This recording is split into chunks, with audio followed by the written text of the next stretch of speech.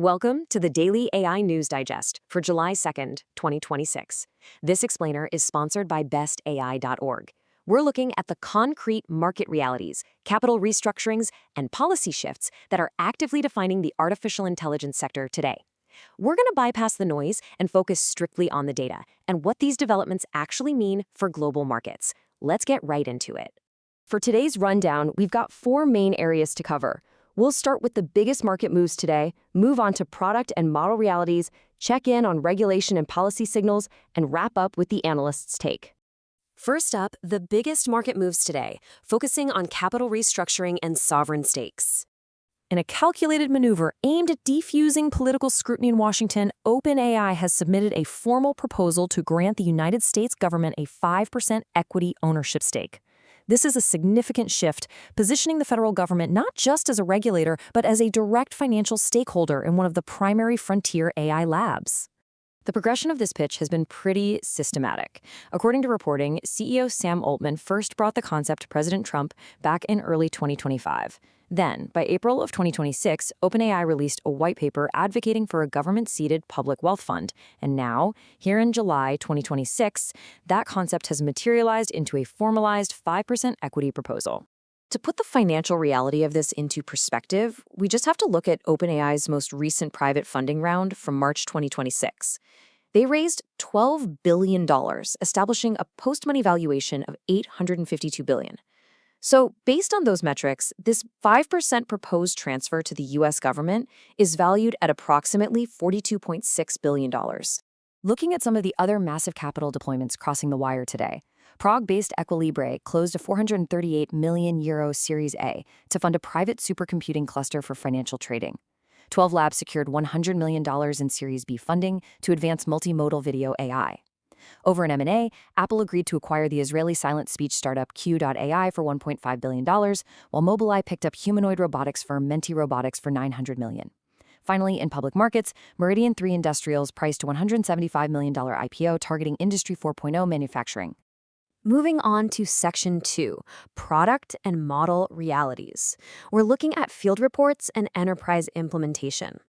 The foundational metric in enterprise adoption today is 300,000. The state of California has formalized an agreement to roll out Anthropic's Claude model to its 300,000 statewide government workers. This is one of the largest real-world localized stress tests we've seen to gauge whether large language models can actually deliver measurable productivity gains within complex administrative systems.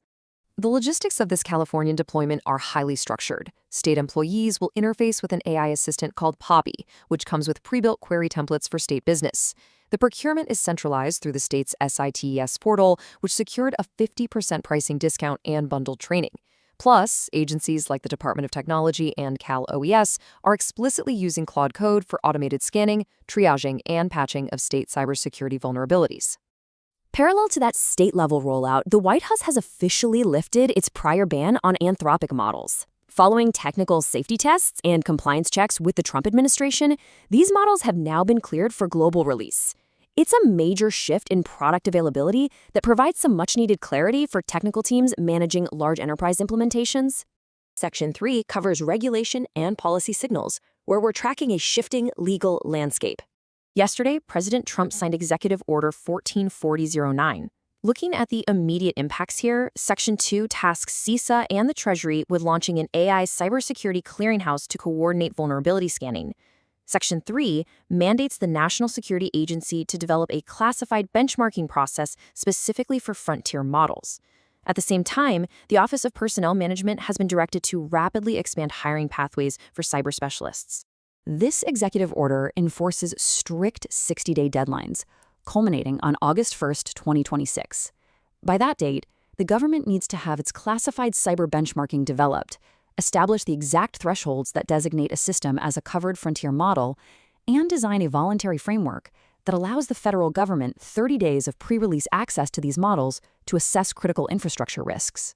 State-level governance is advancing as well. Down in North Carolina, Governor Josh Stein's AI Leadership Council just released a comprehensive AI strategic roadmap.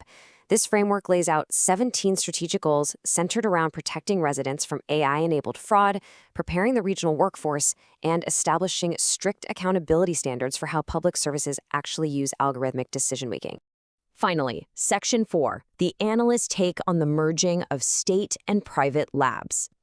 The fundamental shift we're witnessing here is the deterioration of the traditional adversarial model of government regulation. Historically, the state observes from the outside and imposes restrictions.